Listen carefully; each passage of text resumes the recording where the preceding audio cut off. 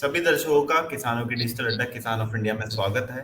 तो आज के हमारे किसान चैट रूम के सेशन में एक ऐसे शख्स जुड़े हैं जिनका इंजीनियरिंग का बैकग्राउंड रहा, लेकिन उन्होंने सोचा कि मेरे को बकरी पालन के व्यवसाय में कुछ बड़ा करना है और उसको एक प्रॉफिटेबल बिजनेस बनाया है जिसका फार्म का नाम है यदुवंशी गोट फार्म।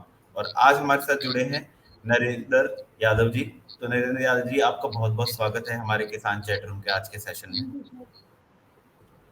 नरेंद्र जी, मैं आपसे पहला सवाल ये पूछना चाहूंगा कि आपका मतलब एक बार कैसे ये फार्म है जो शुरू हुआ, क्योंकि आपको पूरा बैकग्राउंड इंजीनियरिंग में रहा, तो आप वो उसको परिचय दे पाए कि कैसा रहा आपका पूरा सफर इससे। सर बेसिकली जैसे कि मैं इंजीनियरिंग बैकग्राउंड से हैं, अब मैं गुड़गांव में था तो हम वहाँ पे पोस्टेड थे, चीजें करते थे, काम करते थे।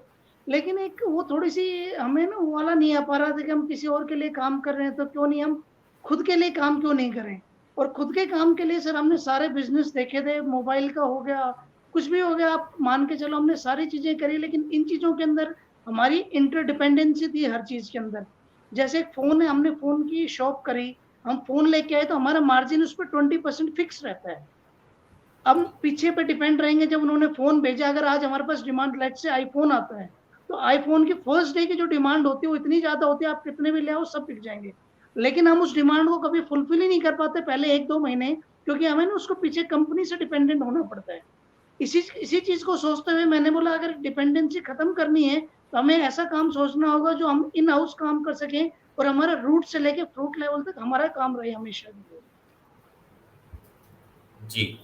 तो इसमें मतलब इंजीनियरिंग में ऐसा मतलब कोई आपके साथ कोई ऐसा इंसिडेंट हुआ कि आपका पहले से ही उसमें कोर इंटरेस्ट था कि गोट फार्मिंग, क्योंकि आपके पास ऑप्शंस एग्रीकल्चर ही फील्ड देखे या हम एनिमल हस्बेंड्री की बात करें तो आपके पास बहुत ज्यादा स्कोप होता है। तो उसमें यही सीधे चुना आपने या फिर आपने पहले कुछ और एक्सपेरिमेंट्स किए फिर एक कंक्लूजन पे आए? सर बेसिकली मैं आपको चीज बताता हूँ, इंजीनियरिंग के अंदर तो कोई थॉट्स नहीं था, उसके अंदर तो कॉर्पोरेट लाइफ हम सोचते थे, एक अच्छी लाए जाएंगे, लेविश जीतते थे, चलती भी थी हमारी सब चीजें। बट सडनली व्हाट हैपेंड कि हम सारे यार दोस्त वगैरह बैठे थे, कुछ आउट ऑफ इंडिया से भी थे हमारे साथ। तो हम सारे बैठे थे, हमने बोला यार क्या कर रहे हैं हम जिसके पास अपने पास बीमारियों में चलते जा रहे हैं, बीमारियां इतना हो रही है, ना ही अपने बच्चे सेफ रहेंगे ना ही हम सेफ रहेंगे, तो इसके लिए हम क्या करें। तो हम बैठे बैठे सबने बोला कि चलो यार ऐसा करते हैं हम लोग, है ना, कि कुछ ऐसा बिजनेस करते हैं ताकि हमारा फ्यूचर सिक्योर हो जाए। तो फ्यूचर सिक्योर के लिए मैंने बोला यार कि चलो हम करते हैं, बोला मैं खुद का करूंगा। तो जैसे एक और थे, उन्होंने बोला चलो खुद का करते हैं, तो मैंने बोला कि हम किसी भी चीज में जाते हैं तो हमें ये जो अपने पोल्यूशन वाली जगह इनसे बाहर निकलते हैं, अपने back to home home ground चलते हैं, अपनी कंट्री साइड। तो हम अपनी कंट्री साइड आए, हमने देखा, काम करा। और फिर मैंने, ऐसा नहीं कि मैंने गोट्री पहले पार्ट में ही चूज कर लिया था, सबसे पहले मेरे मन में आया था पोल्ट्री लाइन का। लेकिन पोल्ट्री लाइन का क्या हुआ था कि मेरे को लगा कि इसके अंदर मोर्टेलिटी रेट बहुत ज्यादा है, रिस्क बहुत ज्यादा है, अगर थोड़ा सा भी टेम्परेचर अप डाउन होता है तो इसमें ना मोर्टेलिटी बहुत ज्यादा होती है। फिर मेरे को लगा यार अंडे तो सब खाते हैं, हम क्यों नहीं ब्रॉयलर जो फार्म होते हैं, एग फार्म्स होते हैं, उनकी तरफ जाए। फिर मैंने जाके डीप रिसर्च करी, सारे कोने ढूंढे, इंडिया के अच्छे अच्छे फार्मर से मिला। उन्होंने कहा कि जो अंडे का एग का रेट है वो बड़ा ही फ्लक्चुएशन है, प्लस जो गर्मी आती है, एक्सट्रीम सर्दी आती है, टेम्परेचर के कारण वो है ना बहुत ज्यादा लॉस मेकिंग में आ जाता है, और इसकी कोई है ना फिक्स ऐसी जगह नहीं है। फिर मैंने बोला यार ये चीज खत्म होती है, फिर हम गए, मैंने सोचा यार दूध तो हम रोज ही पीते हैं, क्यों नहीं हम इस डेयरिंग सेक्टर के अंदर जाएं, गाय भैंस के अंदर। फिर मैं उसके अंदर गया, मैंने उसकी R&D करी, 5-6 महीने करी। फिर मुझे लगा यार हम डेयरिंग के अंदर जा रहे हैं तो उसके अंदर रिपीट ब्रीडिंग बहुत ज्यादा प्रॉब्लम थी। रिपीट ब्रीडिंग मतलब अगर हमें कोई बछड़ा आए या बछड़ी आए, कुछ भी आए, लेकिन दूध हमें देना चाहिए। तो रिपीट ब्रीडिंग के अंदर क्या होता है कि जैसे वो जब तक दूध दे रही है उसके बाद कंसीव नहीं कर पाती है, तो वो अपने खाने से ज्यादा, हमें इनकम से ज्यादा उसका एक्सपेंस आने लग जाता है। जो एक्सपेंस आने लगा तो मुझे लगा यार ये भी अच्छा नहीं है, तो मैं उससे बड़े बड़े डेयरी फार्म्स पे मिला, जो शायद इंडिया के सबसे बड़े फार्म्स हो, तो वो लोग रिपीट ब्रीडिंग को कभी दूर ही नहीं कर पाए थे।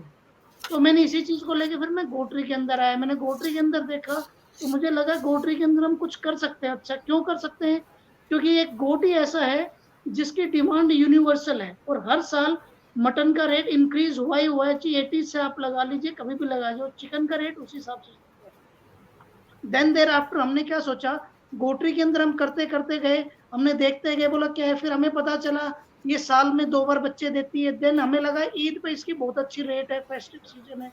देन देर आफ्टर हमें लगा कि जब चीजें अच्छी अच्छी हो रही तो हम इस काम को क्यों नहीं ट्राई करें, क्योंकि जो इसका अपना लैक्टेशन पीरियड है वो भी ठीक था, बच्चे देने की कैपेसिटी भी ज्यादा था, चाहे मेल हो चाहे फीमेल, वो भी अच्छा था, रिपीट ब्रीडिंग तो ना के बराबर थी। क्यों? क्योंकि इसको हमने चरवा बदल बदल के देते थे। तो फिर मैंने ये चूज करा, लेकिन स्टार्टिंग में जो मेरे साथ हुआ, मैं 50 गोट्स लाया था और मेरी 25 से 26 मर गई थी। वो इसलिए हुआ था क्योंकि मैं गुड़गांव रहता था, गुड़गांव रहने के बाद मैं उन पे ध्यान नहीं कर पाया, मैंने लेबर वाले पे ब्लाइंड ट्रस्ट कर लिया, जो लेबर का बोलता था मैं वही चीजें करते गया। फिर देर आफ्टर मैं और मेरे लोकेश जी जो मेरे पार्टनर हैं, हम दोनों ने लेबर को बोला भाई तू अपने घर जा एंड हम खुद करेंगे। तो हमने उस 25 बकरियों से हमने खुद करा। फिर हमने 25 और लेके आया। 25 लाने के बाद फिर हम उसको बढ़ाते गए, 2 साल तक कोई सेल आउट नहीं करा। 2 साल के बाद हम लगभग अब करंट सिचुएशन में हम 2,500 के अराउंड सेल आउट कर चुके हैं, और 600 सवा 600 बकरियां हमारे पास फार्म पे खड़ी है करंटली, क्योंकि हम सारी देख रेख खुद, वैक्सीन मेडिसिन अपने हाथों से करते हैं। तो इसके बाद हमने इसको, जो हमने सोचा था कि साल 2 साल में प्रॉफिटेबल हो सकता है, वो हमें प्योर प्रॉफिट देखा तो हमें पता चला कम से कम इसे 4 साल चाहिए पूरे एक्सट्रीम जी प्रॉफिट के लिए। इसलिए फिर हमने इस चीज को चूज कर लिया। जी, तो काफी अपना अच्छा एक्सपीरियंस आपने शेयर किया कि एक बाहरी विजन एक आपका अलग होता है और जब आप उस बिजनेस के अंदर होते हैं तो आपको कुछ अलग चीजें पता चलती हैं। वो एक एग्जैक्टली बहुत सर, बड़ी वो बात एक्चुअली पेपर्स पे कैलकुलेशंस होती है, उसमें हमेशा प्रॉफिट ही आता है, लॉस आता ही नहीं है। ये एक सब सब हर कोई एक जो एंटरप्रेन्योर बन रहा है उसको वो इसी विजन के साथ ही देखता है कि ऑन पेपर हमारा स्टार्टिंग में बिजनेस प्रॉफिटेबल बने। हाँ जी लेकिन मतलब घर का क्या रिएक्शन था, क्योंकि उन आपने एकदम से शुरू से जैसे इंजीनियरिंग रखी तो सर, वो घर घर का नहीं, मेरे पूरे सोसाइटी का ये था, अरे तू इतना पढ़ लिख के बढ़िया चलता है, तू गाड़ी में चलता है, कहाँ बकरियां पाल रहे, कहाँ बदबू में जा रहा है, कोई शोरूम कर ले, कोई होटल लाइन में चले जा, अगर तेरे को इंजीनियरिंग समझ में। लेकिन मुझे मेरे दिमाग में, मेरे और लोकेश जो मेरे पार्टनर हैं, हम दोनों के दिमाग में एक चीज स्टडी थी कि हमें वो बिजनेस कर रहे हैं जिसमें हमें इंटरडिपेंडेंसी बिल्कुल खत्म करनी है। देर जी आफ्टर हमने क्या करा, तो हमने उसके करने के बाद हमने क्या करा कि हमने ये बिजनेस स्टार्ट करा, और हमारे जो अड़ोसी पड़ोसी थे, अरे सब हंसते थे हम पे कि भाई तू बकरी है ये है। तो मैंने मेरी गाड़ी खड़ी कर दी, मैंने स्कूटी पे चलना चालू कर दिया। देन जब मैंने स्कूटी पे चलने लगा तो लोग हंसते थे कि ये देख गाड़ी से चल रहा था, आज स्कूटी पे आ गया, बोला आराम से मजे ले रहा था। लेकिन वो 2 साल हमें लगे कि लोगों को प्रूव करने में। आज वो टाइम है कि जहां से भी हम निकलते हैं सब यही कहते हैं यार इन दोनों ने बहुत अच्छा डिसीजन करा, मार्केट में एक अलग ही लेवल पे फार्म सेटअप कर लिया, और सब लोग हमारा एक अच्छे लेवल पे नाम लेते हैं, तो वो सबकी सोच ऑटोमेटिक बदल गई, क्योंकि इस टाइम पे हम हरियाणा के सबसे बड़े ब्रीडर फार्म्स में आते हैं। जी। तो और स्टार्टिंग में तो आप, सबको ये चीज झेलनी पड़ती है। जी, दर्शक देख भी पा रहे होंगे क्योंकि उनका कितना बड़ा है, उन्होंने एक फार्म बनाया है, लेकिन एक बड़े फार्म को बनाने की शुरुआत एक बहुत ही छोटी ही होती है, जैसे उन्होंने बताया भी। तो शुरुआत में आपको फिर इसमें इन्वेस्टमेंट के लिए आपने कहीं पे लोन के लिए वगैरह भी अप्लाई किया था, या फिर आप इसमें सीधे ही आपके पास इतना बैकअप आपको घर से या अपने दोस्तों से कहीं से मिल चुका था? सर, बैकअप के लिए तो हम बताते हैं, जैसे कि सबसे पहले तो जो लोग गलती कर देते हैं वो क्या करते हैं, खुद का फार्म बनाते हैं। मैंने कभी खुद का फार्म बनाया नहीं, मैंने रेंट पे जगह ली हमेशा स्टार्टिंग में। तो जो मेरे पास कॉस्ट लग रही थी वो सिर्फ लग रही थी मेरे बकरी लाने में, तो वो मैं लेके आया, क्योंकि मैंने जॉब कर रहा था तो इतनी सेविंग हमने कर रखी थी कि कोई दिक्कत नहीं आए। तो हमने जी इतनी सेविंग कर रखी थी, हम दोनों ने इन्वेस्टमेंट करा। देन देर आफ्टर हमने उस चीज को स्टार्ट कर दिया। हम दोनों का ही हमने कमाया, अपनी सेविंग्स करी, और बाकी सर छोटी मोटी मदद तो देखो घर वालों से ही होगी, कहीं फ्रेंड सर्कल से तो हमने नहीं ली। घर वालों ने सपोर्ट करा, चलते रहे और सब चीज नॉर्मल होती गई। जी। तो और अगर मैं इसमें पूछना चाहूँ कि अगर कोई फार्म अपना खोल रहा है तो उसके लिए बैंक से लोन लेना एक प्रोसेस, हमारे पास भी काफी ऐसे पशुपालक है या जो बकरी पालक बनना चाहते हैं, उनके ये सवाल सबसे जरूरी रहता है कि मेरे पास इतना शुरू में इन्वेस्टमेंट के लिए पैसा नहीं है, तो मैं बैंक से जो मेरा प्रोसेस है वो होता नहीं है लोन का, तो क्या इजी प्रोसेस हो सकता है कि जो आप सर, समझा पाए हर सब? बैंक के पास लोन का प्रोसेस होता है, बस दिक्कत क्या होती है कि लोग सही तरीके से अप्लाई नहीं करते। अब मैं मेरी खुद की बात कर दूं तो सर, मैंने कोई लोन नहीं ले रखा है, कोई सब्सिडी नहीं ले रखी, कोई इंश्योरेंस नहीं करवा रखा है, क्योंकि मुझे मेरे पे कॉन्फिडेंस है। मैं चाहता हूँ कि इनको मारने की बजाय इनका अच्छा काम करें। लेकिन जो देखो आप लोन का प्रोसेस है, हमारे पास नाबार्ड की टीम भी आती है, एनएलएम की टीम भी आती है, हरियाणा डेयरिंग विभाग की टीम भी आती है। पहले बकरी की कीमत 4-5 हजार थी, हमसे आके डिस्कशन हुआ, और भी हमारे जैसे गोट फार्मर्स उनसे जाके डिस्कशन हुआ, तो हमने लगभग 8 हजार के पास हो गई थी। इससे पहले जो 20+1 के यूनिट में हरियाणा की बात करता हूँ सर स्पेसिफिकली, अगर हम बाहर जाएंगे तो देखो हर कहीं अलग अलग लोन का और इनकी सब्सिडीज की स्कीम अलग है। हरियाणा के अंदर पहले 20+1 का था 1 लाख का लोन। अब वही चीज को हम प्रिसाइजली करें तो 15 बकरियां और एक ब्रीडर का हो गया वो। SC ST के लिए 90% सब्सिडी है और जनरल OBC के लिए 35% सब्सिडी है। लेकिन ये होगा कैसे सर, लोग वहम किस में कर लेते हैं। सबसे पहले आप अच्छे किसी भी इंस्टीट्यूट से ट्रेनिंग लीजिए। ट्रेनिंग के अंदर अगर आप कोई सरकारी मिल रहा है तो सरकारी है, अगर आप नहीं मिल पा रहे तो हमारे जैसे जो भी आपको लगता है कि बहुत अच्छा काम कर रहे हैं आप उनसे ट्रेनिंग ले सकते हैं। ट्रेनिंग लेने के बाद आपको सर्टिफिकेट्स मिलेंगे। सर्टिफिकेट्स के बाद आपको क्या होता है, लोग सोचते हैं कि भाई हमें ना लोन क्यों नहीं मिल रहा है। वो लोग कभी एक चीज नहीं सोचते हैं, कभी ITR इनकम टैक्स रिटर्न वो लोग भरते ही नहीं है। अगर आप जीरो भी आपकी इनकम नहीं है तो फिर भी आप भरो, 200 400 500 रुपए लगेंगे। आप खुद भी जाके ऑनलाइन ITR की वेबसाइट पे, इनकम टैक्स की जो वेबसाइट है उस पर जाके भर सकते हो। बैंक आपकी शीट्स देखता है कि आपने कितना ट्रांजेक्शन करा कितना नहीं करा, तब बैंक लोन देगा। लोन देने के बाद देर आफ्टर सब्सिडी का गेम आता है। तो लोग क्या होते हैं, उन्होंने कभी बैंक से ट्रांजेक्शन से नहीं करे होते हैं या फिर डिफॉल्टर होते हैं, लोन लेके वापस नहीं करा होता है, तो उनको कभी लोन मिल ही नहीं पाता है। और वो लोग कहते हैं कि भाई हम सरकार से सब्सिडी ली ये ली हमें मिला नहीं। वो कारण यही है, लोन एक अलग पार्ट होता है, सब्सिडी एक अलग होता है। लोन हमें मिलेगा, बैंक से हमारे रिलेशंस कैसे हैं। अब इसी का एक छोटा सा एग्जांपल बताता हूँ सर। आप हमसे बहुत दूर बैठे हैं, कभी आप टेलीफोनिकली मिले, हमारी बातें होगी, आप मेरे पास आओगे तो मैं आपसे चाय भी पूछूंगा खाने की पूछूंगा। लेकिन कोई जी अनजान आदमी आएगा तो मैं चाय पी के भगा दूंगा। तो बैंक कहता है भैया आपको कुछ करना है तो मुझे दिखाओ तो आपका ट्रांजेक्शन क्या हो रहा है। तो किसान कहता है जी हमारे पास तो कुछ है ही नहीं। आजकल ऑनलाइन में कौन ऐसा आदमी होगा ही नहीं जो बैंक से ट्रांजेक्शन नहीं करता होगा, और करता भी है तो उसको दिखाना चाहिए। और एक बार बैंक को क्या होता है कि बैंक को एक बार ट्रस्ट हो जाता है कि आप लोन लेके वापस दोगे, तो वो आपको लोन भाग के देंगे, कोई रोकेगा ही नहीं। जी, ये मतलब आपने काफी सही चीज बताई है कि मतलब आपके पास डॉक्यूमेंट्स अगर पूरे हैं और आपका विजन अगर आपके पास क्लियर है कि आपको क्या करना है, कैसे उसकी शुरुआत करनी है, जो कि एक ट्रेनिंग बहुत ही इंपॉर्टेंट फैक्टर है इसमें।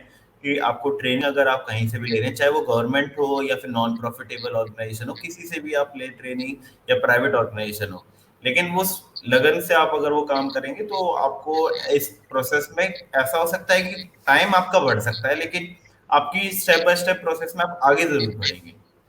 तो अब फिर हम बकरी पालन पे ही वापस आ लेते हैं कि अब किसी ने जैसे अगर मान लीजिए कि लोन ले भी लिया कि अब उसको लोन मिल चुका है, अब उसको लेकिन सबसे बड़ा सवाल ये आता है कि हर क्षेत्र में अलग अलग बकरियां की नस्लें हैं, तो कैसे करें वो सही नस्ल का चुनाव। सर देखिए, अगर हम स्पेसिफिकली देखते हैं, जब हम ब्रीड सिलेक्शन पे आते हैं तो इसमें हमें दो चीज का बड़ा ध्यान देना है। सबसे पहली होती है, दोनों बकरी है बकरा है होगा मीट के लिए यूज। लेकिन इसमें दो रीजन होते हैं, एक आप है ना अच्छे रेट ले सकते हो, एक आप नॉर्मल रेट लोगे। जब हम अच्छे रेट की बात करें तो फेस्टिव सीजन होता है, एक फेस्टिव सीजन होता है ईद का, जैसे हम बकरा ईद की जी बात करें, या फिर एक अपने नवरात्रों के बाद दुर्गा पूजा होती है, आपने सुना होगा वहां पे बलि वगैरह चढ़ती है। तो हमें ना जितनी चीजों को हमें ना फेस्टिविटी से जोड़ेंगे उतने हमें रेट्स अच्छे मिलेंगे। लेकिन हमें उसको बकरी को ज्यादा देर तक रखना पड़ेगा। इसी के साथ एक और इम्पोर्टेंट पार्ट है कि आप बकरे को रख कैसे रहो। अगर आप डेली कटिंग के लिए दे रहे हो आप उसे, तो उसको आप ग्रेजिंग पे रखो। ग्रेजिंग पे रखने के लिए क्या होता है, ग्रेजिंग पे आप जंगल में बकरी घूम के आए, वहां पे खाए, उससे खाने की कॉस्ट कम हो जाएगी और हमें सारी कॉस्ट भी कम हो जाएगी। अगर आप उसे स्टॉल फीडिंग जैसे फार्म पे रख रहे हो तो मैं कहता हूं कि आप उसको ना फेस्टिव सीजन के लिए ही रखें। और ब्रीड का जो चुनाव है, हर एरिया की लोकल ब्रीड होती है। जैसे बंगाल की होगी कैलकाटा इस साइड की होगी ब्लैक बंगाल, राजस्थान की होगी सिरोही, गुजरी, और बाकी हम यूपी की बात करें तो होगी जमुनापुरी। वैसे हम अगर जम्मू कश्मीर या पूरे हाई ऑल्टीट्यूड्स की बात करें तो वहां की होगी पश्मीना वगैरह। तो आप कोई भी ब्रीड चूज कर सकते हैं, जितनी ब्रीड जितनी दिखने में खूबसूरत होगी फेस्टिव सीजन पे उसकी उतनी ही डिमांड रहेगी। बाकी मीट तो सर सबका एक जैसा ही होता है ऑलमोस्ट, उसमें कोई कन्वर्जन नहीं होता। तो आपको जो ब्रीड चूज करनी है आपको उस चीज पे चूज करनी है कि आप उसे घर पे खिला रहे हैं, स्टॉल फीडिंग पे रख रहे हैं फार्म के अंदर, या फिर आप उसे ग्रेजिंग पे भेज रहे हैं। जी, ये काफी महत्वपूर्ण चीज है कि आपको पता होना चाहिए कि आपको उसका मोटिव क्या है। और एक पर्पज, हाँ फेस्टिव सीजन, बिल्कुल। मोटिव मोटिव पता होगा तो आप सही ब्रीड का चुनाव इसमें कर पाएंगे। और एक फेस्टिव सीजन काफी, अभी ये बकरी ईद अभी निकली ही है कुछ समय पहले, तो अब आपको भी वो उसमें सर मुझे लगता है कि वो मीठी ईद थी सर, वो सेवइयों वाली थी। अब जो आठ उसके दस बाद जुलाई आने को आनी, हाँ बिल्कुल, आने जो वाले। 10 जुलाई के अराउंड है, 9-10 जुलाई वो बकरा ईद है। जी, तो मतलब आपका अभी काम बढ़ने वाला है काफी। सर हमारा पूरा सेल आउट हो चुका है, सिर्फ 10 से 15 बकरे बचे हुए हैं। हमारे फरवरी मार्च में ही लोग ले जा चुके हैं, क्योंकि हमारा क्या है, क्योंकि हम ब्रीडर हैं सर, तो वो हमसे छोटे ले जाते हैं तो उनको कॉस्टिंग में कम पड़ जाता है पाल के, और अपना प्रॉफिट लेके वो लोग आगे बेच देते हैं। लेकिन जो हमसे जैसे बकरा ईद पे अब जैसे 15 पीस बच रहे हैं हमारे पास, जितना बकरा ईद के पास आते जाएंगे वो उतने ही उनके रेट बढ़ते चले जाएंगे। जी।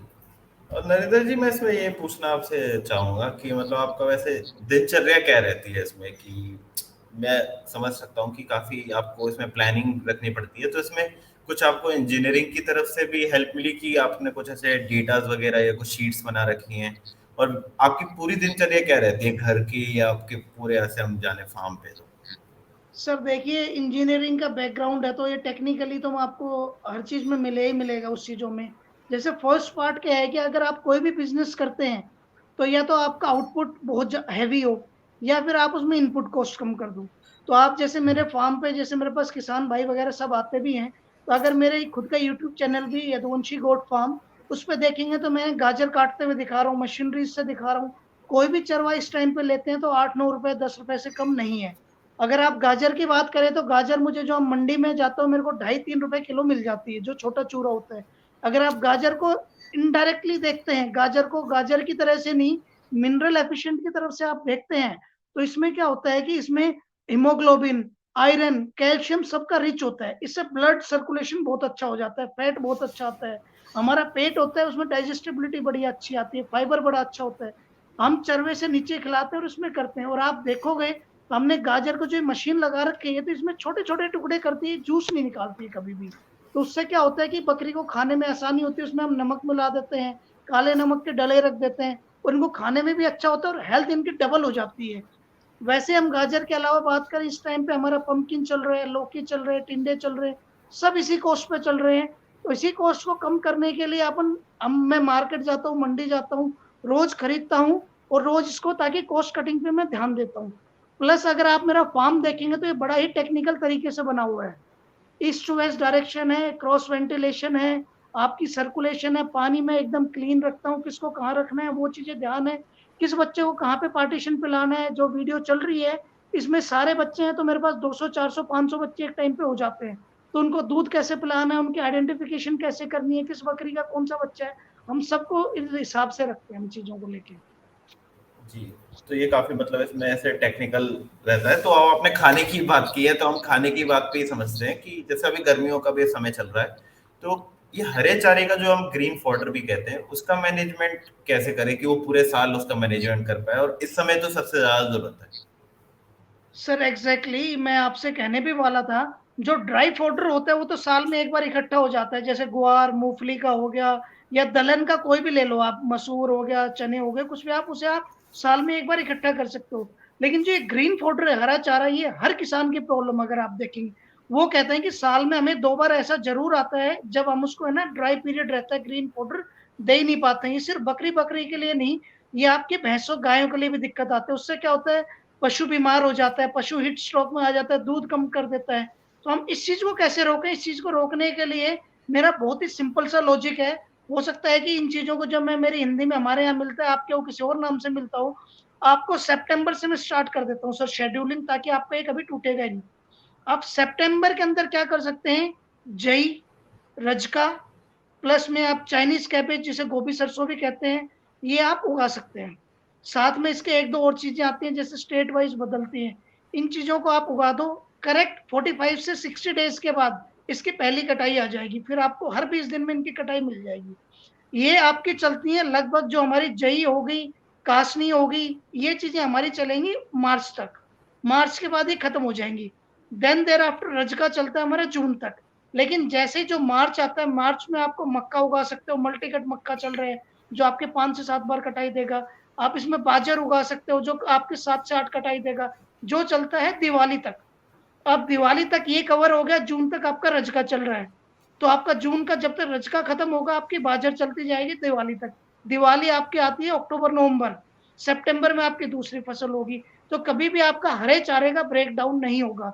लेकिन मैं सभी किसान भाइयों से एक चीज मैं बताता हूँ, आप कम से कम भी 7 से 8 टाइप का हरा चारा बोएं। इसका लॉजिक क्या होता है, जो माइक्रो न्यूट्रिएंट्स होते हैं, अगर हर चीज केले में हो जाएगी तो लोग एप्पल को नहीं पूछेंगे, और एप्पल में सब कुछ आ जाएगी तो लोग ग्रेप्स को नहीं पूछेंगे। तो हर चीज खिलानी जरूरी है उसकी फिक्स क्वांटिटी में। एक तो ये रिपीट ब्रीडिंग रोकेगा, प्लस जो माइक्रो न्यूट्रिएंट्स जिसकी बात करते हैं, जो बच्चे की ग्रोथ वगैरह में काम आता है, वो हर फसल में अलग अलग होता है क्वांटिटी में। तो फसल 5 से 7 टाइप की, 8 टाइप की आप उगा सकते हैं इस चीज में।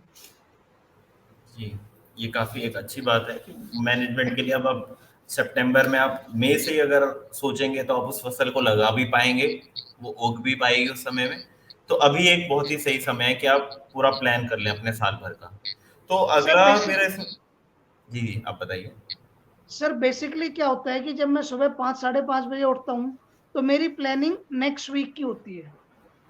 तो जो भी मैं आपको ये बता रहा हूँ मेरे टिप्स पे है। किसान ये चीज सोचता है मुझे तो कल गेहूं खरीदना है, मुझे कल खरीदना है, तो मैं आज थोड़ी सोचूंगा जब गेहूं कटेगा जब खरीदेंगे, जिससे उनकी कॉस्ट कटिंग हमेशा महंगी आ जाती है। अगर किसान सितंबर की जगह अक्टूबर में आता है और दिन का उसका 20 रुपए 30 रुपए की कॉस्टिंग भी बढ़ती है, तो वो कॉस्टिंग ईयर एंड पे कभी भी नहीं देखता है। तो ये एक बहुत बड़ा लॉस मेकिंग का स्टेटमेंट बन जाता है।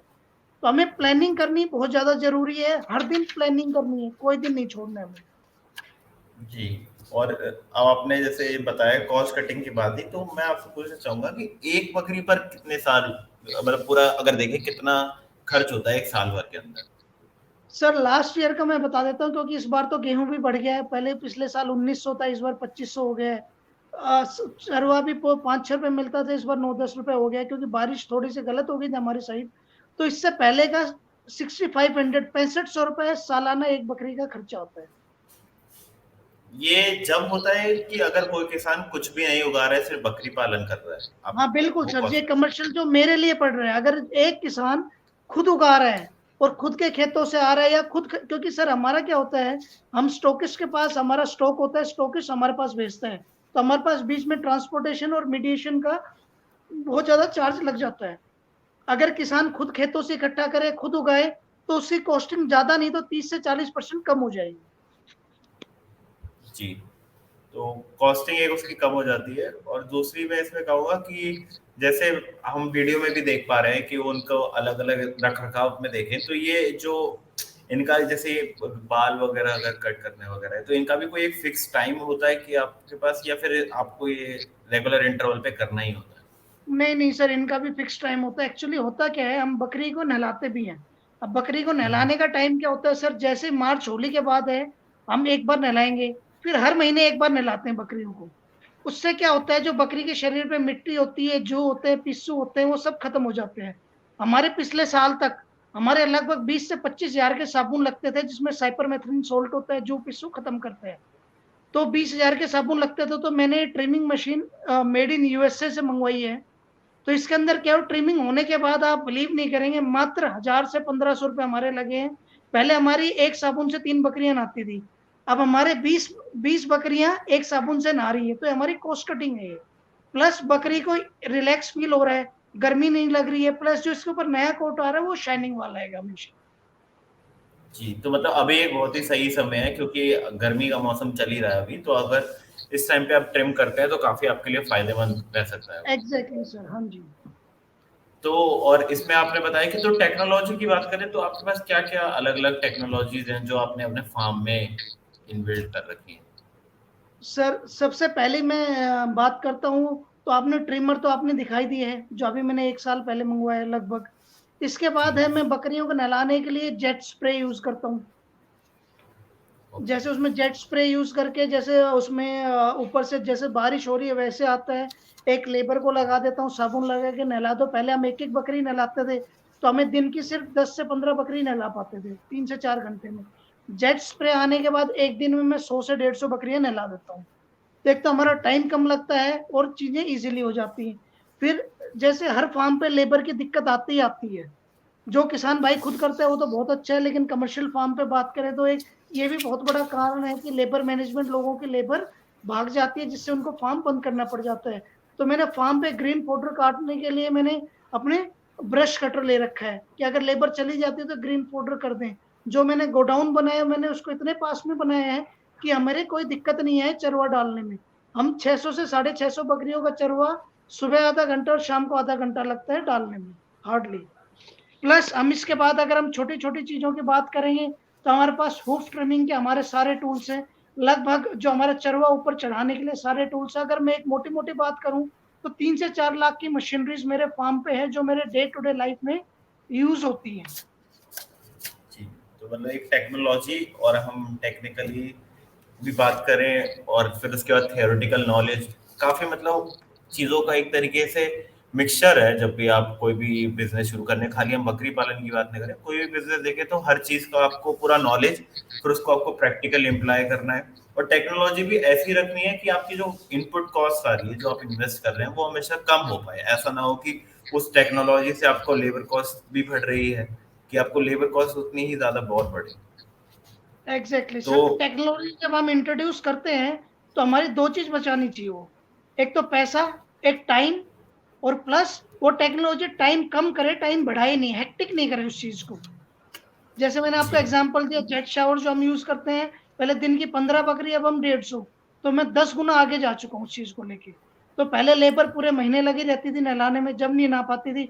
अब सिर्फ 3 दिन में मैं सारी बकरियां नहला देता जी।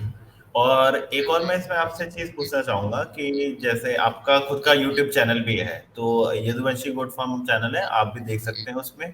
और एक वेबसाइट भी है जिससे आप कांटेक्ट कर सकते हैं, yadunshi.farms.com। तो उसमें आप ट्रेनिंग के लिए क्या रखते हैं कि आप कैसे, किसी को अगर ट्रेनिंग के लिए संपर्क करना है तो वो कैसे करे, और उसमें आप क्या क्या सिखाते हैं ट्रेनिंग में? सर। ट्रेनिंग पार्ट के अंदर क्या होता है हमारा, पहले तो मैं इंडिविजुअल रखता था, कोरोना से पहले हमारे बैच सिस्टम भी चलते थे। लेकिन 2 साल में हमने बैच सिस्टम बंद कर दिए थे, क्योंकि हर आदमी नहीं चाहता कि हम किसी के कांटेक्ट में आए। तो इसके बाद हमने क्या करा है, अब मैंने बैच सिस्टम दोबारा चालू कर दिए हैं। तो हमारे 3 डेज ट्रेनिंग होती है मेरे खुद के फार्म पे, बैच में, जिसमें 15 बंदे रहेंगे कम से कम। इसके जी चार्जेस तो मैं इस पे नहीं बता सकता, क्योंकि ये अलग अलग है, वेरी करते हैं। प्लस एक इंडिविजुअल ट्रेनिंग होती है जो एक बहुत ही कॉस्टली होती है। जब मैं खुद कॉस्टली बोल रहा हूँ तो सर वो कॉस्टली रहेगी। उसमें मैं रहूंगा और सामने ट्रेनी रहेगा। हम उसको फार्म पे ही करवाएंगे। जब हम ट्रेनिंग की बात आती है तो हम पहला पार्ट उसमें बताते हैं कि हमको शेड कैसे बनाना चाहिए।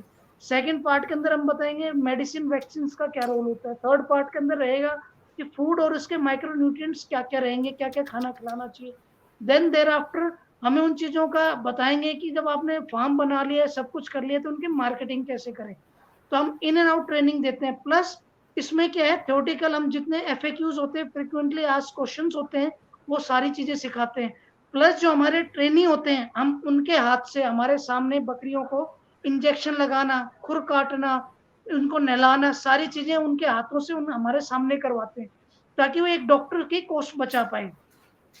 प्लस बकरी का टेम्परेचर क्या होता है, जो भी टूल्स होते हैं हमारे पास, हम सारे बताते हैं क्या क्या रखने चाहिए। अगर एक फार्मर अपने डॉक्टर का खर्चा, उन्होंने एवरेज हम लगाए महीने का 500 से 1000 रुपए होता है, अगर आप 2 बार भी डॉक्टर को बुलाते हो, अगर वो भी कॉस्ट कटिंग करते हो, तो एक तरीके की वो कॉस्ट कटिंग ही रहती है।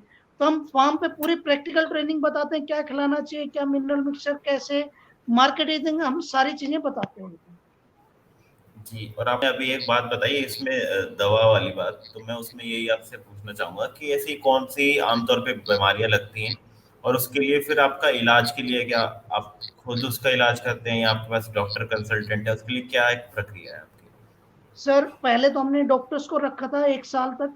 देन देर आफ्टर मुझे लगा कि जब हम डॉक्टर को कॉल करते थे तो वो अवेलेबल होता नहीं था, तो हमें ये काम करना ही पड़ेगा। तो फिर हमने करना पड़ा, क्योंकि एक हम पीछे एजुकेशन बैकग्राउंड ठीक है हमारा। तो उसमें क्या हुआ कि मैंने सोल्ट्स पढ़ने लग गया। फिर मैंने उस जो भी सोल्ट का बेस्ट मेडिसिन उस मार्केट में आती थी, फिर मैं वो मेडिसिन खुद उठाने लग गया, खुद लगाने लग गया। अगर मैं मोटी मोटी बात करूं, स्टार्टिंग के साल 2 साल में मेरे 2 लाख रुपए की मेडिसिन लगती थी, अब वो आके 30 हजार पे आ गई है। मतलब 100 150 बकरियों में 2 लाख, और 600 650 बकरियों में 30 हजार।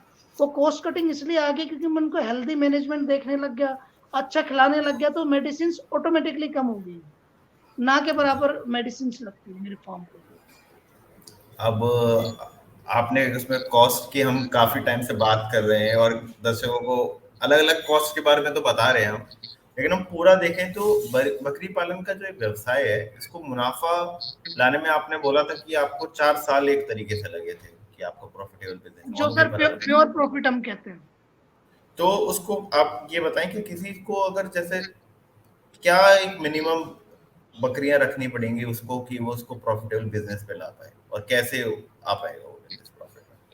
सर देखिए, एक है ना, ये क्वेश्चन हर चीज का होता है कि भाई हम क्या कैसे करें, हर किसी का क्वेश्चन होता है।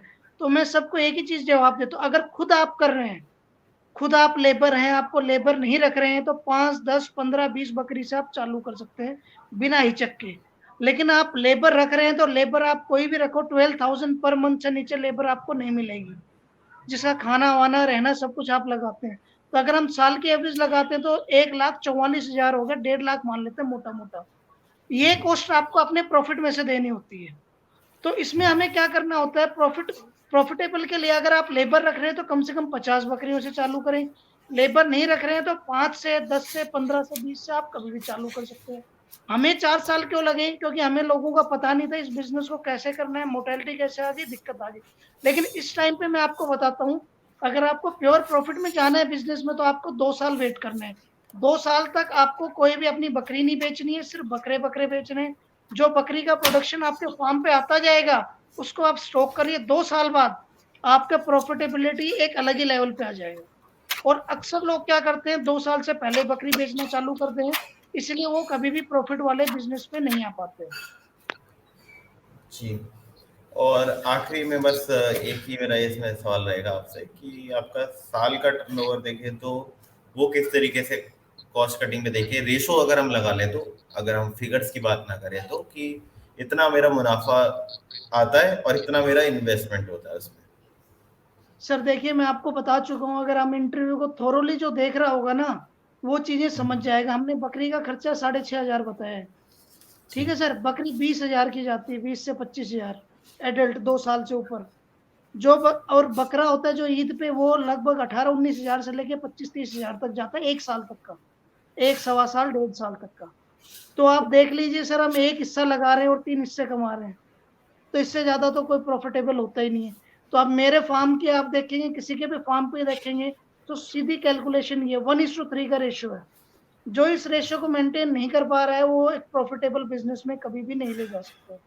तो आप देखेंगे इस चीज को लेते हुए, धीरे धीरे धीरे क्या होता है कि हमें खिलाना होता है, ऐसे खिला के सेवा चीजें करेंगे तो हमें उसी चीज को रिटर्न आएगा। बैंक में आप एफडी भी करवाते हैं, तो आपका जो एफडी का रेट शायद 6.5% पर एनम चल रहा है, तो आप बकरी के अंदर तो आप 1 से 1.5 साल में ही उसको 3 से 4 गुना कर दे रहे हैं। तो प्रॉफिटेबिलिटी सर आप कैलकुलेट कर सकते हैं सारी चीजों की। जी। तो जितने भी दर्शक अभी हमारे साथ जुड़े हुए हैं, तो आप अगर आपने बीच में से वीडियो देख रहे हैं तो आपको पीछे जाके आपको पूरा एक स्ट्रक्चर समझ में आएगा कि कैसे उसमें कुछ कठिनाइयां भी आती हैं आपके लिए सही नस्ल का चुनाव भी आता है। तो ये सब चीजें आपको ध्यान में रखने के लिए, और नरेंद्र जी से आप इसमें कंसल्ट भी कर सकते हैं कि ये किस तरीके से, और भी आपके अगर इससे जुड़े सवाल हैं तो उन सवालों की भी जवाब हम आगे भी इनसे जुड़े रहेंगे, और हम इनके फार्म पे भी कभी हमारा वक्त में हमें मिला तो हम विजिट भी करेंगे, जहाँ पे हम आपको दिखा पाएंगे कि ये कैसे प्रैक्टिकली पॉसिबल है, जो 3 गुना आप अपने जो व्यवसाय है उसमें पा सकते हैं। लेकिन आपको ये है कि जो जितने भी स्टेप्स उन्होंने बताए वो आपको पूरा डेडिकेटली फॉलो करना बहुत जरूरी है। नरेंद्र जी, आज हमारे साथ जुड़ने के लिए बहुत बहुत धन्यवाद। Thank you sir.